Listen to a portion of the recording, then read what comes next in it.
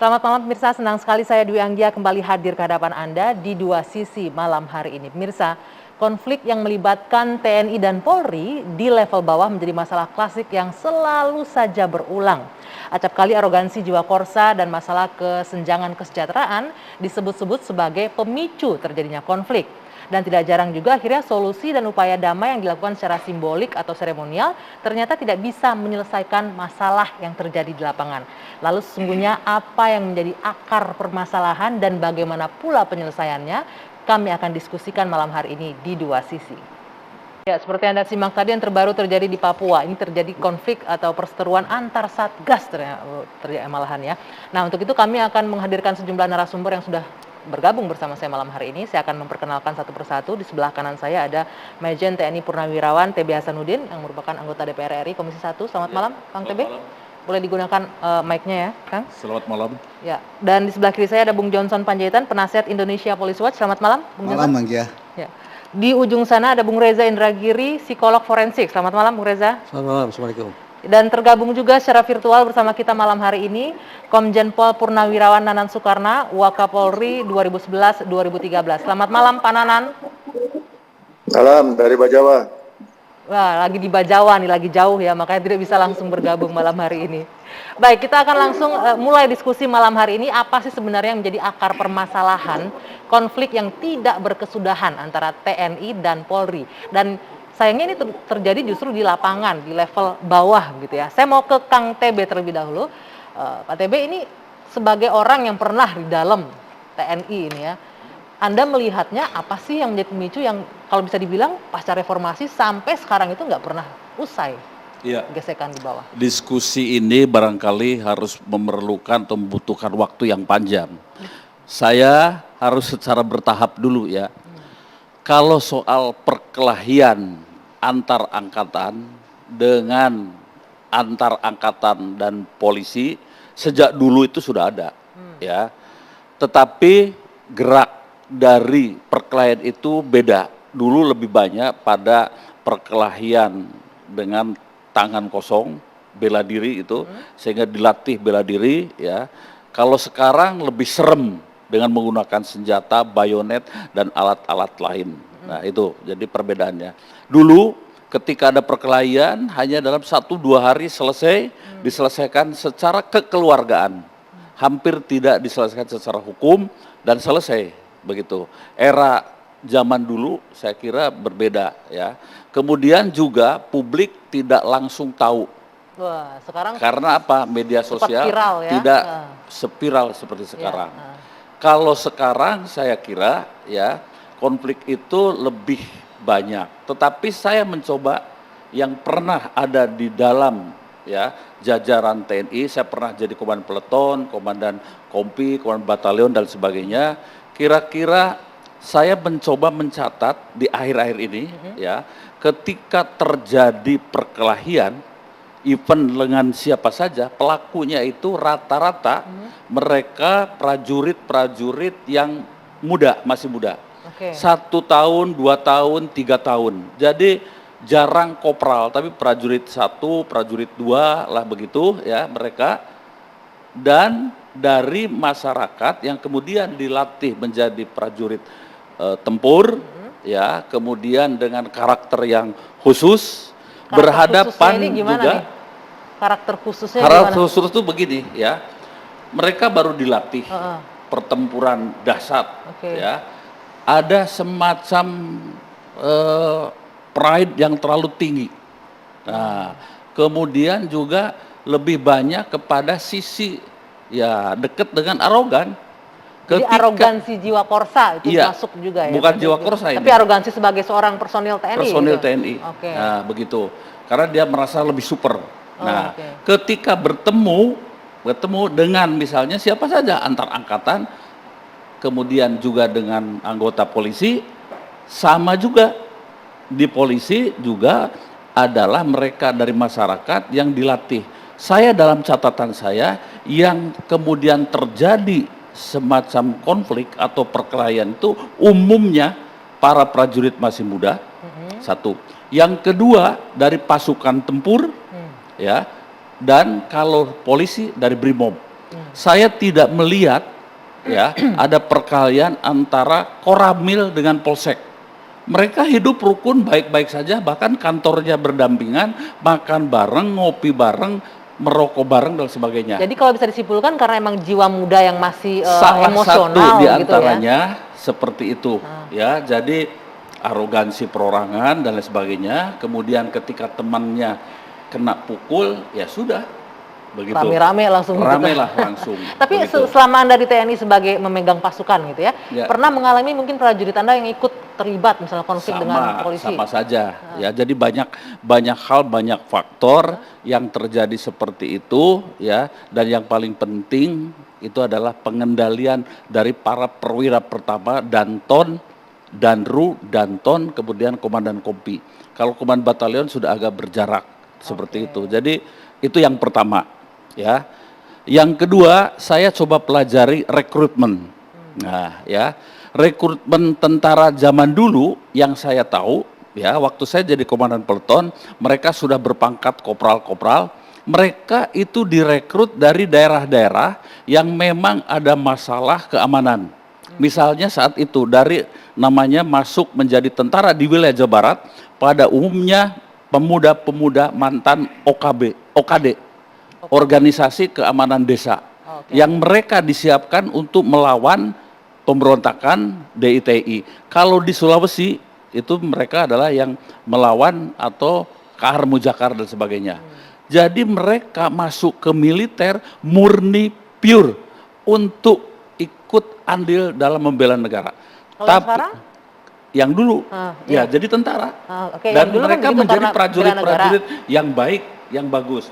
Di era sekarang ya direkrut yang saya tahu ada yang sudah 3 tahun di terminal, ada yang sudah sekian tahun, bahkan mohon maaf mungkin ada mantan copet, ada yang sudah pernah terlibat narkoba, ada yang pernah ini itu dan sebagainya dan sebagainya. Tapi kan diseleksi itu Pak TB untuk seleksi, tapi seleksi itu kan tidak menjamin karakter berubah gitu.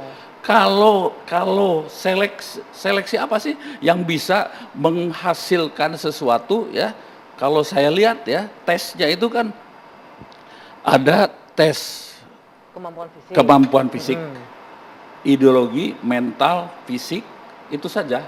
Dan semua pada umumnya ya fisik mungkin orang-orang pemuda yang biasa di pasar pun mereka ternyata mampu, dan pada umumnya mereka tidak pernah ada yang langsung dari SMA atau SD misalnya masuk menjadi tentara, pasti pernah nganggur. Artinya motivasi pun ini juga harus sudah kita berbeda berarti ya motivasinya. Permasalahkan, yaitu motivasi memang daripada saya nganggur mending masuk tentara begitu ya. Dan tidak mustahil selama dia jadi sipil sebelum masuk menjadi tentara dia punya masalah, pernah berurusan dengan polisi, dan ketika jadi tentara dia masih menyimpan dendam itu. Saya punya bukti dan pengalaman ini ya, sehingga ini mungkin menjadi sebuah persoalan yang harus kita pecahkan bersama. Maaf saya potong Pak TB, tapi kan tidak semua permasalahannya tidak bisa digeneralisir seperti ini kan ya? Iya, untuk tidak. Tetapi orang dari kasus-kasus seperti itu ya ada masalah-masalah itu ya. Dan letupan-letupan itu memang bermula dari mereka itu. Baik. Ini dari sisi internal TNI ya. Nanti saya juga ingin mendengarkan nih dari Polri. Ada Pak Nana, nanti kita akan dengarkan jawabannya. Tapi saya harus jeda dulu sejenak. Dua Sisi kembali sesaat lagi.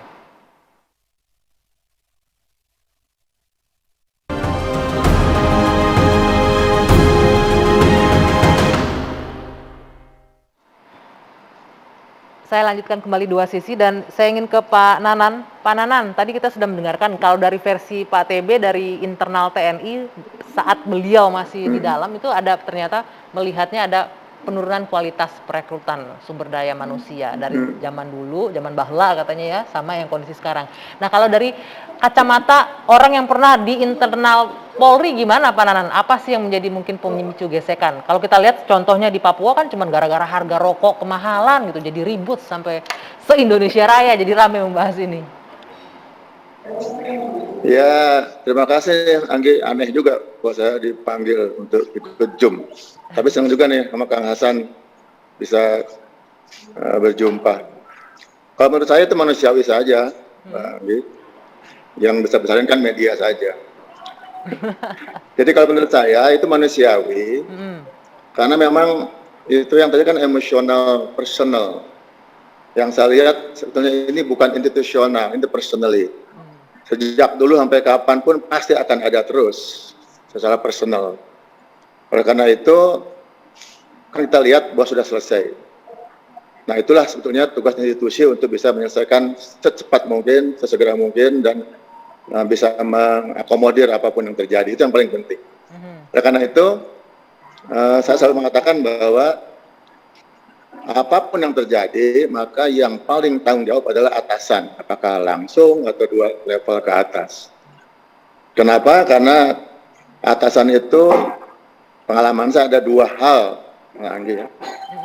Atasan langsung dan atasan yang berhak menghukum atau ankum. Nah, pengalaman saya bahwa banyak atasan yang pinternya hanya ankum, hanya bisa menghukum, gitu kan. Padahal sebetulnya tanggung jawab atasan itu adalah yang penting atasan langsung. Ya, membina, mengarahkan, memberikan instruksi, menjaga dan sebagainya. Itu yang penting. Oleh karena itu diharapkan betulnya setiap atasan di level apapun, maka dia harus menjadi leader yang betul, bukan hanya ankum. Sekali lagi ini kebiasaan bahwa kalau pangkatnya lebih tinggi, maka dia pinter menjadi ankum. Harusnya pinter menjadi ansung atau atasan langsung yang tugasnya bertanggung jawab terhadap bawahannya. Jadi bisa dibilang selama ini pembinaan dan pengawasannya kurang ya Pak Nanan ya? Penyakitnya itu biasanya. Jadi anak buah kan tergantung atasannya. Ya, pengalaman saya, kalau ada masalah di bawah, pasti dipanggil atasannya, apa yang dikerjakan atasan selama itu. Itu pengalaman saya. Nah harusnya, tadi, saya sudah menghukum, saya sudah memberikan sanksi, memberikan punishment, dan sebagainya. Jadi pengalaman saya harusnya diberikan kemampuan justru atasan itu lebih banyak sebagai atasan langsungnya, begitu ya Kang Hasan? Bukan sebagai atasan yang berhak menghukum saja. Oleh karena itu pengalaman saya, bila ada anggota yang keliru, maka atasan di atasnya perlu dipanggil dan diminta pertanggungjawabannya. Apa yang sudah dikerjakan kepada bawahannya itu selama itu. Oleh karena itu pengalaman kami justru sebetulnya kan semua punya nilai. Ya. Pak Nanan. Polisi punya Tribrata, Catur Prasetya gitu kan. Pak Nanan, ini kalau kita lihat ini kan kasus terus berulang dan berulang. Tadi kalau dikatakan oleh Pak TB juga bahwa harus ada juga hukuman ya, punishment juga. Tadi Pak Nanan juga menyebutkan atasannya juga harus sampai di tingkat 1, tingkat 2 juga ada. Tapi permasalahannya sepertinya hukuman ataupun penyelesaian dengan kekeluargaan ataupun dengan hukuman ini tidak menghentikan kasus ini terus berulang. Jadi kalau dari versi Pak TB tadi, karena ini yang terlibat perseteruan ini biasanya anak-anak yang di level prajurit di bawah yang muda-muda gitu. Kalau di polisi hal yang sama juga terjadi? Ya saya kira sama. Ya saya kira sama. Oleh karena itu sebetulnya kan kita sama-sama ya bahwa ada 3 hal yang selalu menjadikan pedoman kita, yaitu kehormatan. Kadang-kadang jaga kehormatan malah berantem kan. Kehormatan, kemudian hierarki dan loyalty. Itu selalu menjadi bagian yang harus positif, tapi kadang-kadang jadi negatif, gara-gara jaga kehormatan berantem, gara-gara harus loyalty berantem kan, gara-gara hierarki berantem. Mengartikan itu yang harus penting, makanya butuh pimpinan yang tadi, yang mampu untuk menjadi atasan langsung, bukan atasan berhukum. Nah pengalaman saya justru sebetulnya nilai-nilai sudah ada, polisi ada Tribrata, Catur Prasetya, kemudian TNI ada Sabta Marga dan sebagainya. Tapi bagaimana menerapkannya? Karena pengalaman saya memang nilai-nilai itu atau values itu sering diberikannya di brainwash di otak besarnya saja di sini. Padahal nilai-nilai itu adanya di hati nurani, selalu begitu. Karena itu sekarang justru diperlukan pimpinan yang menyentuh hati nurani, bukan hanya otak besar saja. Ini secara quote-unquote begitu. Karena itu di Polri bahwa kita membuat satu pasal yang menyamakan bahwa tampilan kepemimpinan Polri berlaku di setiap level, Kapolri sampai ke level paling bawah. Ada 5 hal nih saya ingin kebetulan. Yang pertama memang perlu lead by example, memimpin dengan keteladanan. Yang kedua, servant leadership, memimpin dengan melayani. Yang ketiga, nah ini menjadi konsultan yang solutif buat anak buah dan masyarakat. Yang keempat, quality assurance, menjamin kinerja anggota dan kesatuan. Nah yang kelima baru, anti KKN dan gratifikasi. Itu 5 tampilan yang ada di Kode Etik Polri yang berlaku bintang 4 sampai ke bintara yang memegang anggota. Itulah sebagai ansur. Nah, apakah sudah semua pemimpin di semua level itu tampil dengan 5 hal itu? Kalau sudah, maka dia tidak bersalah. Karena dia sudah menjadi teladan, melayani, menjadi quality assurance, menjadi konsultan buat anak buahnya. Kalau sudah berarti anak buahnya yang keliru. Baik, Pak Nanan, sehingga sebentar. Saya titip pesan, masalah personal jangan kemudian diangkat menjadi masalah institusional. Jadi obatnya personal ya obatnya personalnya. Kalau komandan yang salah, komandan yang diganti. Kadang-kadang sering gara-gara personal institusi yang dirubah, sistem dan sebagainya. Jadi harus pas obatnya. Kalau personal ya personalnya. Kalau komandannya ganti. Kalau institusional, sistem manajemen baru bicara. Itu aja mungkin. Sebentar, saya mau ke Bung Johnson. Bung Johnson, ini menarik nih. Masalah personal jangan diselesaikan dengan sistem di institusinya yang dirubah. Kalau Anda melihatnya gimana nih penyelesaian permasalahan yang kita berbicara nih soal ini? Karena Pak TB memulai dari pengalaman, kemudian Pak Nanan mulai dari pengalaman, saya juga sebagai orang sipil punya pengalaman. Sejauh pengalaman saya, waktu sekolahannya namanya ABRI, anak bawang polisi ini nggak berani lawan kakaknya, gitu loh. Masih gitu. ABRI ya, masih iya, di bawah. masih ABRI ini anak bawang ini nggak berani lawan, ya.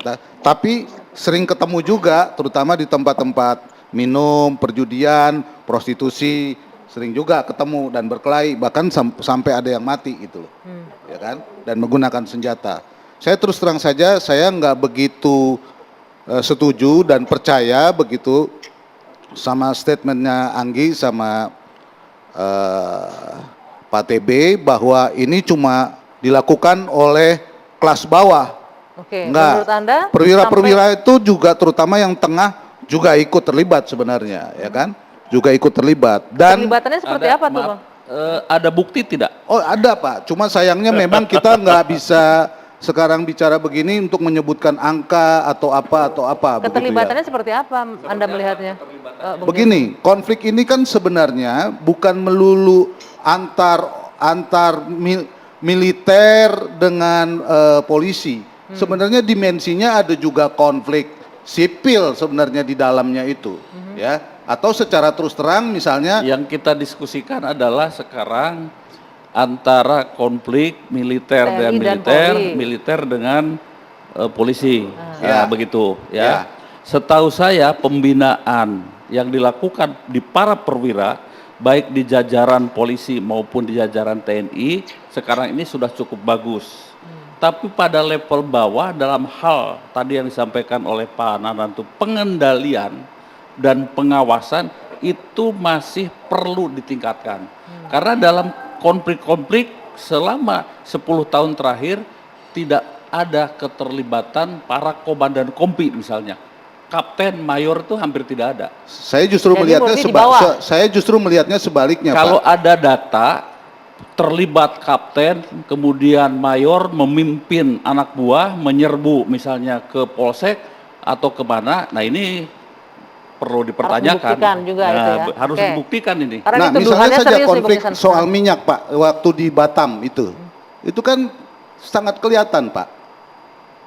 Yang tembak-tembakan secara langsung itu bukan hanya di level bawah, Pak, itu juga melibatkan perwira menengahnya juga itu. Misalnya kalau Bapak pengen kasih contoh, ya itu.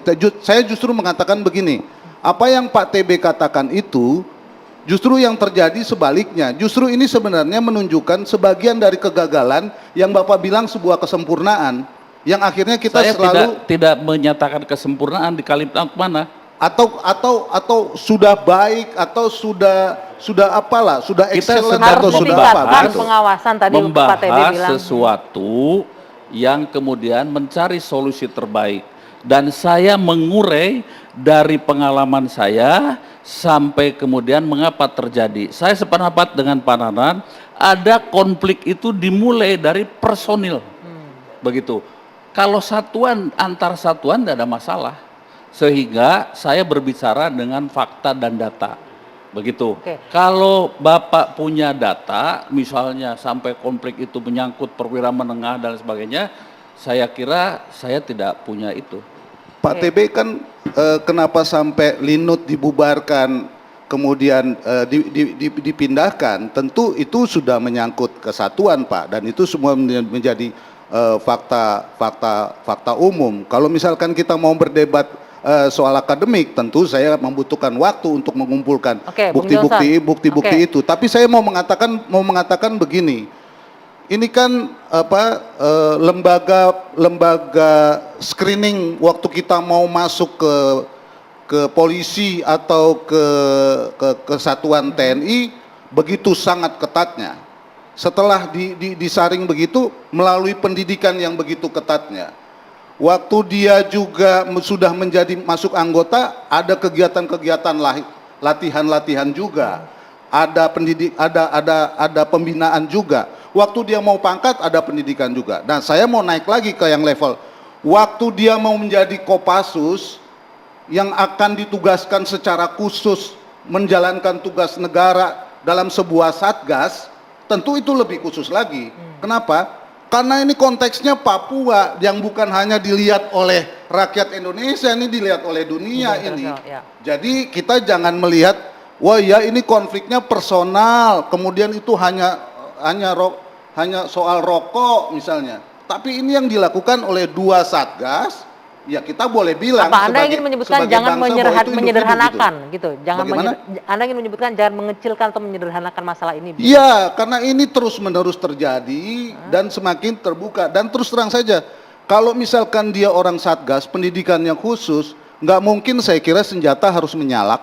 Karena senjata itu harus dipertanggungjawabkan dan harus ada BAP-nya kalau ada masalah. Ya kan? Oke, jadi Anda melihat bukan hal remeh-temeh menjadi Bukan, pemicunya. ini menurut saya serius. Memang saya harus akui, belum sampai pada kesatuan ini lawan kesatuan itu. Oke. Ya. Jadi Kang, kita tidak pernah berbicara konflik ini satuan dengan lawan satuan. Begitu ya.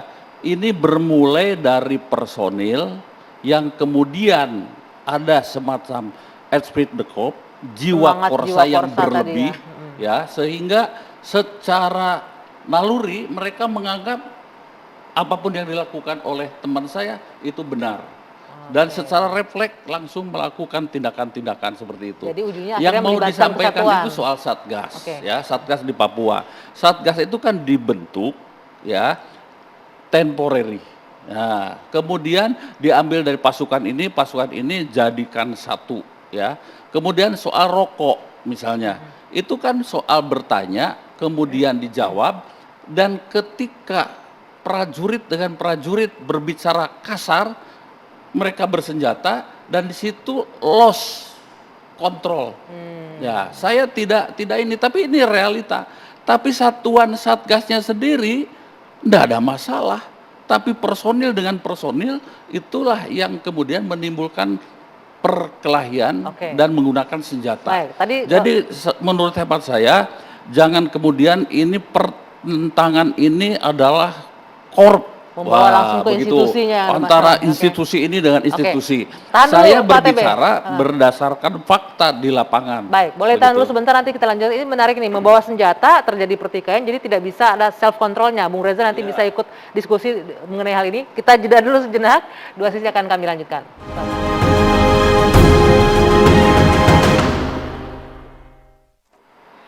Saya lanjutkan kembali dua sisi, saya ingin ke Bung Reza. Bung Reza, Anda mendengarkan dari awal perbincangan kita mengenai, mulai dari awal akar permasalahan kenapa soal SDM yang kualitasnya menurun. Kemudian kalau Bung Johnson bilang tidak hanya di level prajurit saja, ini sampai ke perwiranya di atas. Dan yang lebih menarik adalah tadi, ini persoalan personil, lagi megang senjata, nggak bisa mengontrol diri.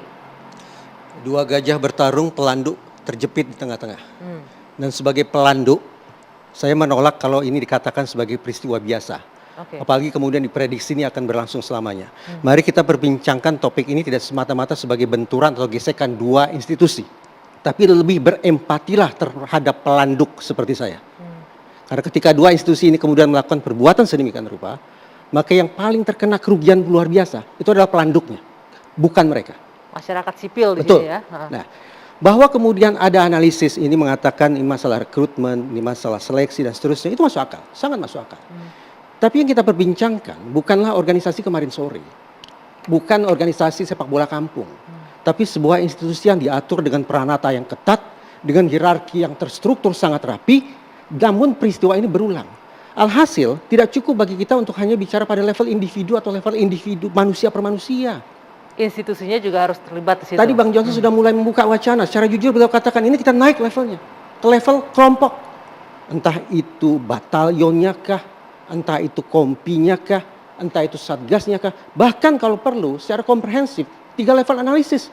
Level individu, level kelompok, termasuk level organisasi atau level institusi. Saya paham Bang Anggi, kita semua tidak hanya 2 organisasi yang kita cintai ini. Masyarakat semua punya kepentingan untuk memastikan bahwa masalah ini bisa kita redam. Bisa kita tangkal agar tidak beranak pinak, agar tidak melebar kemana-mana. Kita punya kepentingan tentang itu. Untuk memastikan para personil yang kita berikan amanah besar itu tetap punya moralitas tinggi di masyarakat. Tetapi kita juga harus jujur, harus berterus terang. Kalau peristiwa ini beruntun terjadi seperti ini, saya tidak yakin ini hanya ada pada persoalan level individu saja. Sampai di level mana kalau Anda melihatnya? Nah, ini yang saya, tentu saja ini butuh kajian ya. Tapi saya terus terang, membuka Undang-Undang Polri dan Undang-Undang TNI. Coba rumusannya kita baca ya. Apa tugas Polri? Pelayan, pelindung, pengayom masyarakat, plus penegak hukum. Kalau TNI apa? Pertahanan. Menjaga keutuhan wilayah, kedaulatan negara, operasi militer, dan menjaga perdamaian. Mindsetnya pasti berbeda. Tapi, barangkali cermatan saya tidak begitu tepat. Di lapangan kita saksikan bahwa dikotomi tugas semacam itu tidak lagi berlaku 100%. Dalam operasi pemberantasan teror misalnya, termasuk terhadap KKB. Siapa yang duluan muncul disebut sebagai ujung tombak untuk memberantas KKB alias kelompok teror itu? Polri. Polri yang duluan ya. Pada saat yang tidak terpaut jauh dalam aksi pembersihan baliho-baliho di sekitar Jakarta. Siapa yang melakukan? TNI. Artinya apa? Dikotomi sebagaimana yang tercantum dalam undang-undang tampaknya tidak lagi sungguh-sungguh bisa merefleksikan situasi di lapangan. Kita bisa melihat itu sebagai hal yang positif. Bahwa ternyata TNI dan Polri saling bahu-membahu untuk saling mengisi komplementer demi kebaikan bersama. Tapi pada saat yang sama, saya kekhawatiran, berarti tolong dijawab. Pelanduk ini tolong dijawab ya. Adakah kemungkinan bahwa kerancuan atau tumpang tindihnya kerja-kerja di lapangan itu justru memunculkan ekses-ekses seperti yang menjadi topik perbincangan kita pada malam ini. Titik dulu di sana. Boleh ditanggapi Kang ini. Gara-gara tumpang tindih tadi saling bahu-membahu akhirnya muncullah ekses-ekses gesekan-gesekan gitu. Jadi dalam konteks ini kami juga sering berdiskusi tentang disebut kesenjangan dan kemudian perbedaan penghasilan ya. Tapi harus kita sadari, saya pernah membahas soal berapa sih take home pay seorang prajurit baik di TNI maupun Polri. Sekarang dengan aturan perundang-undangan yang sama, dengan menteri keuangan yang sama dan kebijakan yang sama, tidak ada perbedaan. Harusnya nggak ada kecemburuan di situ. Jadi tidak ada kecemburuan. Yang kemudian muncul kecemburuan itu adalah siapa dimanapun ya yang punya akses lebih dekat kepada masyarakat. Tapi itu bukan kemudian angkatan dengan Polri. Di lingkungan misalnya saya lihat saja, Brimob tentu beda tugasnya dengan polisi lalu lintas. Sehingga kecemburuan itu bukan hanya dari misalnya dari luar institusi, angkatan darat kepada polisi lalu lintas, tapi di internal itu juga terjadi. Ada. Di lingkungan misalnya TNI ada bagian logistik. Itu juga menjadi cita-cita banyak prajurit yang di pasukan tempur. Dan ini tentu ya kecemburuan-kecemburuan itu adalah sesuatu yang memang bisa muncul. Bisa muncul. Ya, begitu. Itu kan Sehingga tunggu, itu kan di internal. Tapi kalau Bung Reza bilang ini gara-gara kalau saya sederhanakan gini ya, saling mengambil lapak masing-masing gitu tanggung jawab kerjaannya gitu loh. Sehingga akhirnya menimbulkan gesekan-gesekan yang kerjaannya harus Bang, tanggung ya, jawab ada polisi potret menarik ya. Ada potret menarik. dikerjakan oleh TNI. Dengan tugas yang disandang oleh Polri dan TNI, saya membayangkan bahwa Polri ini ya katakanlah berada dalam keseharian masyarakat. Sementara TNI relatif agak jauh. Tapi dalam sebuah survei yang dikeluarkan oleh Indikator Politik Indonesia, saya terperanjat luar biasa. Bahwa ternyata ketika berbicara tentang tingkat kepercayaan masyarakat, yang berada pada posisi tertinggi siapa? Bukan Polri ternyata, TNI yang tapi TNI. dipercaya. Padahal saya kadang menganggap TNI posisinya relatif berjarak dari masyarakat, keseharian masyarakat. Oke. Berarti ada persoalan di sini. Apa persoalannya? Bahwa ternyata ekspektasi masyarakat terhadap pihak yang paling dekat dengan mereka Tidak terpenuhi. sepertinya tidak terpenuhi atau kurang terpenuhi, dan justru seolah-olah dikompensasi oleh pihak yang seolah-olah jauh dari kita, relatif Oke. jauh dari kita. Berarti ada persoalan di situ. Saya ingin ke Pananan. Pananan, bagaimana Anda menanggapi pernyataan dari Bung Reza tadi? Mulai dari adanya dikotomi atau saling bahu-membahu tadi katanya bahasanya, padahal itu overlapping tanggung jawab. Kemudian kedekatan dengan masyarakat, Polri dan masyarakat, tapi tingkat kepercayaannya malah ke TNI gitu. Tanggapan Anda gimana, Pananan? Ya kembali, sebetulnya kan kita ini sistem ya, Pak Anggi. Sudah ada subsistem dan sebagainya. Kalau secara aturan gaji sama semua kan. Kalau masing-masing ada kelebihan tuh ya personally lagi, ada yang nyarinya hitam, abu-abu putih, itu personal, bukan institusional. Sekali lagi saya ulangi bahwa kalau ada perbedaan, itu masing-masing punya di luar institusional, personal.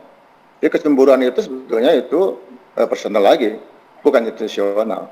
Tapi tadi Bung Reza Jadi mengatakan mencari ini dua gajah yang bertarung nih sebagai pelanduk nih, kami sebagai masyarakat sipil yang banyak dirugikan. Jadi tidak bisa dilepaskan antara personal dengan institusi. Lah. Jadi konteksnya terlalu besar-besarkan menurut saya. Oleh karena itu mari sama-sama kita lihat hal positifnya. Mari kembangkan hal positif lebih banyak tadi yang tidak positif. Agar suasana ini baik gitu. Kalau kita angkat yang negatif-negatif, padahal kecil ketimbang yang positif. Saya jamin bahwa lebih banyak hal positif ketimbang negatifnya. Tapi yang diangkat selalu yang negatif. Itu yang pertama. Yang kedua, tadi Bang Johnson juga mengatakan mengenai personal. Kalau soal sistem, kalau ada polisi brengsek, TNI brengsek, kan dari masyarakat tuh. Jadi kalau masyarakatnya bagus, calon polisi TNI bagus dari masyarakat, saya jamin polisi bagus, TNI bagus. Jadi mari sama-sama kita bangun sistem, masyarakatnya dibangun, terutama moral dan akhlaknya. Karena polisi, TNI punya sistem untuk merekrut dan sebagainya. Di depan kita taruna 4 tahun, siap, begitu dia keluar dari menjadi perwira, kembali sifat aslinya. Jadi yang penting adalah bagaimana membangun masyarakat secara sistem, akhlak, moralnya. Nah pasti polisi bagus, TNI bagus, kalau masyarakatnya bagus. Kan. Oke, nah ini Kalau ada oknum, ya itu selalu TNI duniawi. Jadi mari lihat dari sekian ratus ribu anggota polisi dan anggota TNI, banyak yang lebih bagusnya ketimbang yang jeleknya. Jadi jangan kemudian dibesarkan, wah ini gajah berantem. Enggak juga lah. Jadi mari kita kecilkan, bukan kita mengecilkan, tapi kita angkat hal-hal positif TNI Polri ini agar mendukung program pemerintah yang ada. Itu yang penting buat kita, solusinya. Baik, Pak Nanan, Nah, saya kembali sepakat. bahwa Saya kita sepakat. butuh Tentu kita, tadi, ya Pak Nanan, saya kembali sepakat. Anggit, Ya, saya sepakat. Tentu kita saya tidak bisa butuh- mengecilkan peran dan juga jasa dari TNI dan Polri ya. Tapi kita tidak bisa menutup mata juga bahwa ada kasus-kasus begini yang akhirnya menjadi sorotan publik. Baik. Ya betul, ada. Itu dicarikan solusi. Penting kan ada solusi. Gitu kan. Oke, Jadi nah apa ada solusinya Pak Nanan? Apa solusinya nanti kita lanjutkan? Saya harus jeda dulu sejenak, kita akan lanjutkan perbincangan ini. Solusi apa untuk menghentikan konflik di level bawah dua institusi ini? Usai jeda, saat lagi kami lanjutkan.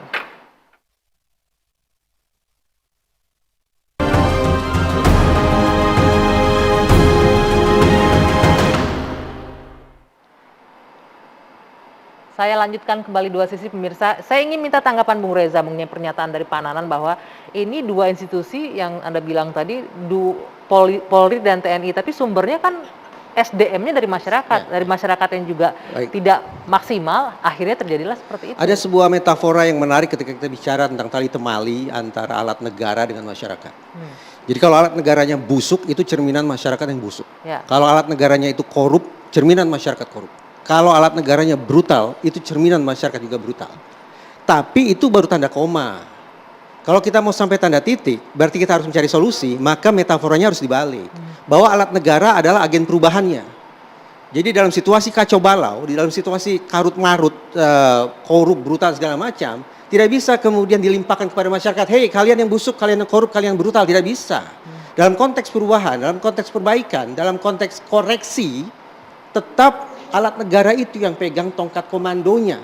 Karena mereka yang memiliki sekian banyak instrumen, memiliki kewenangan untuk kemudian mengendalikan masyarakat sedemikian rupa agar taat hukum, agar patuh pada keteraturan dan seterusnya. Jadi main bola pingpong antara alat negara dengan masyarakat itu bisa dihentikan dengan yang saya katakan barusan. Tetap dalam situasi yang buruk sekalipun, jangan pernah lempar tanggung jawab perubahannya pada masyarakat, tapi pada alat negara.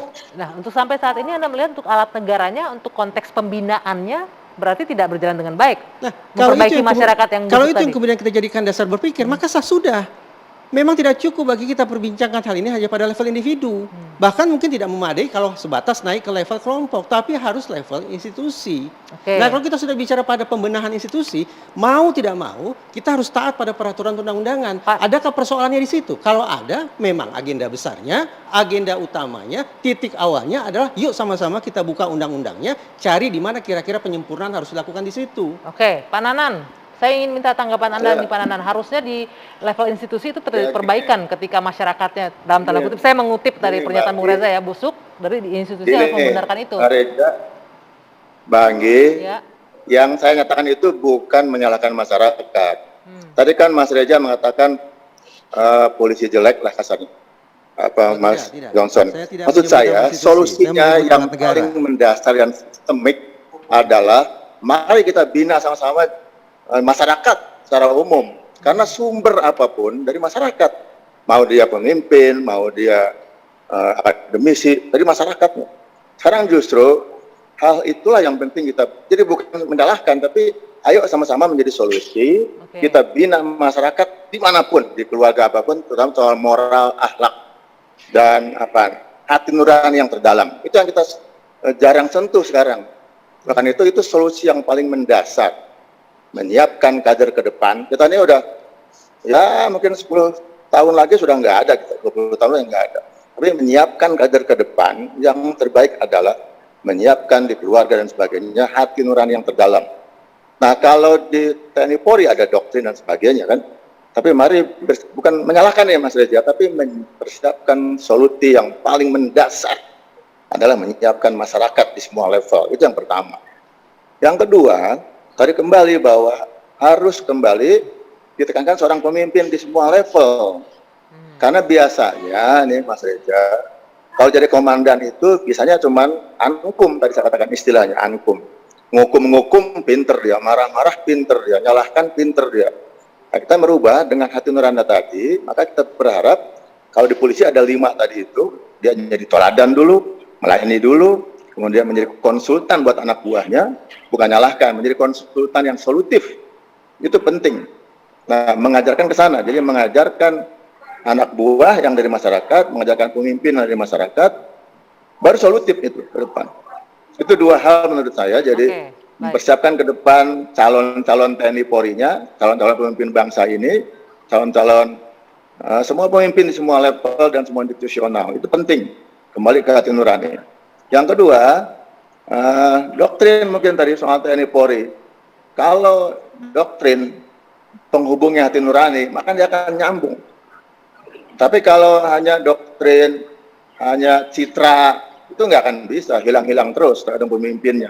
Tapi kalau ditanamkan di hati nuraninya, tentang nilai-nilai, tentang values, saya jamin itu. Ini solusi yang mendasar. Oke, baik Pak Nah, Nanan, yang ketiga saya tangkap poinnya di situ Pak Nanan. Ini lebih ke kita berbicara semua aspek berarti ya, tidak hanya institusinya, masyarakatnya juga. Saya sepakat tuh kalau menyentuh hati nuraninya oke. Nah, saya ingin Kang TB ini, tapi mau nggak mau institusi juga harus terlibat ya tadi di situ ya. Tidak hanya masyarakat, ada pembenahan juga Saya di kira institusinya. begini ya, konflik atau perkelahian antar angkatan dengan polisi itu sudah menjadi program ya untuk didiskusikan, dibicarakan antara Kapolri dengan Panglima TNI. Dalam 3 atau 4 tahun terakhir ini, dalam pandangan saya sudah cukup bagus sampai level kapten, komandan kompi. Nah, kemudian kasus-kasus yang terjadi dalam pengamatan saya ini adalah masalah prajurit-prajurit pengendaliannya. Sehingga menurut hemat saya, khusus di TNI, ya, pengawasan dan pengendalian yang dilakukan oleh perwira paling bawah terhadap Tamtama dan Bintara itu perlu diadakan peningkatan yang lebih signifikan. Seperti zaman kami dulu, kami wajib selama 2-3 tahun itu tidur dengan prajurit.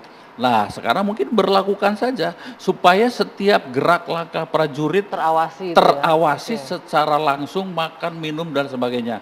Jangan tinggal di mes perwira, untuk para perwira, prajuritnya ada di barak. Nah, kembalikan lagi saja ke situ, menjadi setidaknya pengawasan.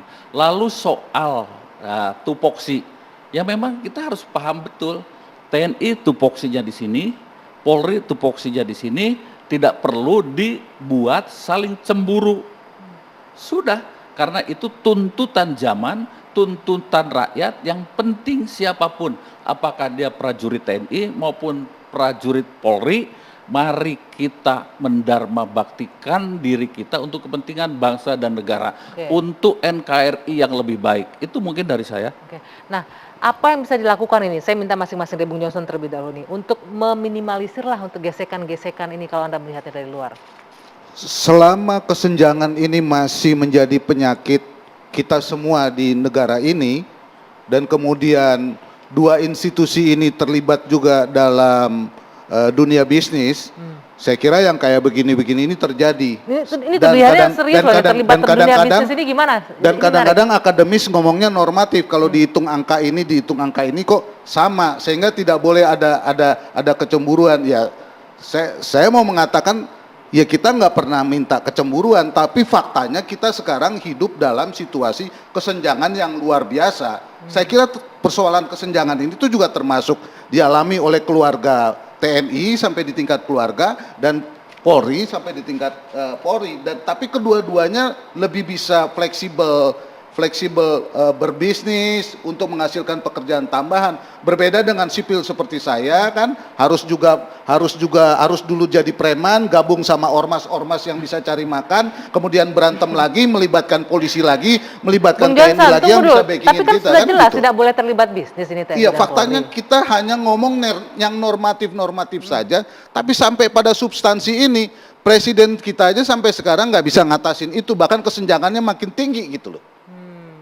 Jadi jangan penghalusan seolah-olah kalau udah hukumnya dibuat, dialognya sudah dilakukan, dibahas apa segala macam, sementara masyarakat ini kondisinya ya seperti itu. Saya tangkap, sayang sekali waktunya terbatas. Sebenarnya tadi kata Kang TB nggak cukup 1 jam sudah untuk bahas ini ya. Tapi kita berharap dari diskusi ini bisa menjadi catatan, ada hal-hal yang bisa dibawa poin-poinnya, dan ini menjadi pekerjaan rumah juga baik itu bagi Kapolri dan juga bagi Panglima untuk bisa menyelesaikan masalah ini demi masyarakat yang lebih berkualitas, dan TNI Polri kita yang juga lebih berkualitas.